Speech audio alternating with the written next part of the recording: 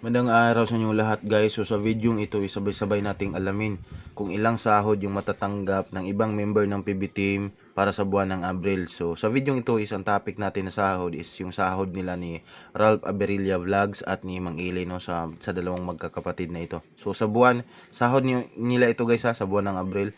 So bago tayo magsimula, kung pwede, subscribe my YouTube channel kung gusto niyo na laging ganitong video at lagi kayong updated sa mga full status ng mga inidulo natin charity vloggers, lalo ng PB Team, at ilike itong video dahil malaking tulong na po yun sa akin. So unahin natin dito yung YouTube channel, syempre yung kapatid ni Mang Ili, si Ralph Aberilla Vlogs. So dito sa YouTube channel ni Ralph Aberilla Vlogs, sa ngayon meron na siyang 92,300 subscribers.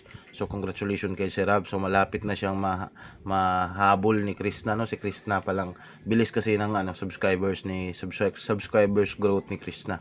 So yun po yung subscriber ni Sir Ralph. Views, bago tayo pumunta sa sahod guys, i-check muna natin ang kanilang full status ng kanilang YouTube channel ngayon. So sa views, sa lahat ng upload na video ni Sir Ralph sa kanyang YouTube channel, may total views na ito, umabot na ito ng 23,192,385 views, total views, no. So si Sir Ralph sa ngayon meron siyang 563 videos uploaded sa kanyang YouTube channel. So ginawa ni Sir Ralph ang kanyang YouTube channel noong October 24, 2019. So dito na tayo sa usapang subscribers, kung ilan yung nadagdag na subscribers sa YouTube channel ni Sir Ralph for the last 30 days. Ay may dadagdag itong 2,100 subscribers. So congratulations kay Sir Ralph. At sa usapang views naman, for the last 30 days, nadagdagan siya ng views ng 1.9 million views. So congratulations kay Sir Ralph.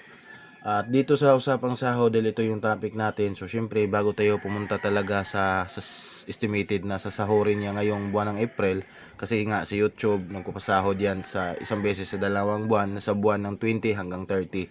So sa ngayon 21 tayo ngayon, April 20. So siguro pinapadalahan na sila ng sahod ni YouTube.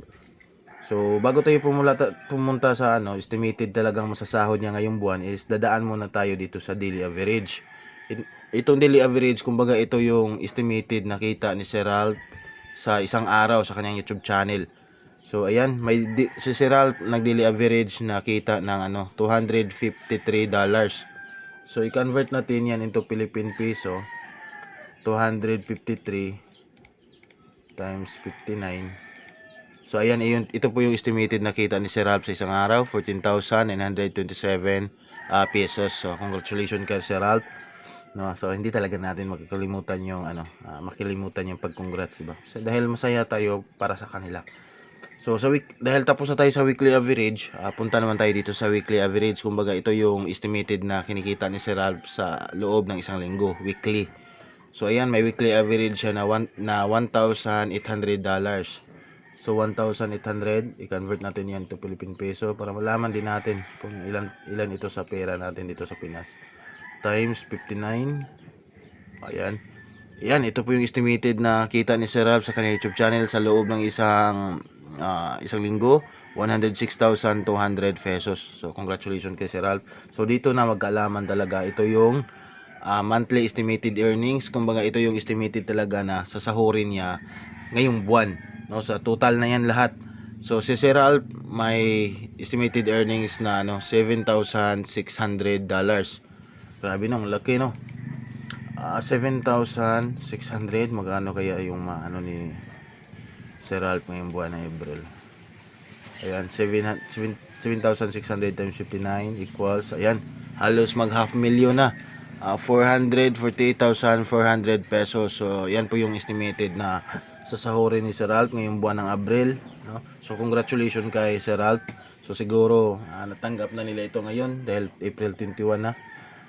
Tapos na tayo kasi Ralph, syempre isunod natin ang YouTube channel ni Mang Ili. So sa ngayon, ang YouTube channel ni Mang Ili, meron na siyang 366,000 na subscribers. Sa kanyang lahat ng upload na video sa kanyang YouTube channel, umabot na ito ng total views na 91,399,805. So malaki na rin, no? So si Mang Ili may 1,771 videos na nai-upload sa kanyang YouTube channel, at ginawa niya ang kanyang YouTube channel noong April 25, 2018. At sa pang subscribers naman na nadagdag sa kanyang YouTube channel for the last 30 days ay umabot ng 1,000 subscribers. At sa usapang views, for the last 30 days ay may nadagdag sa kanya na 1.1 million views. So congratulations kay Maingili ulit.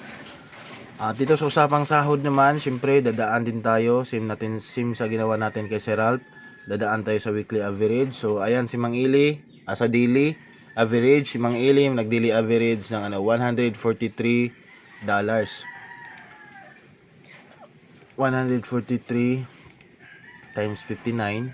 So ayan, ito po yung estimated na kita ni Mang Ili sa kanyang YouTube channel sa loob ng isang araw, 8,437 pesos. So tapos na tayo sa daily, punta naman tayo dito sa weekly average ni Mang Ili. Meron siyang weekly average na $337. So malaki nito, 337 times 59.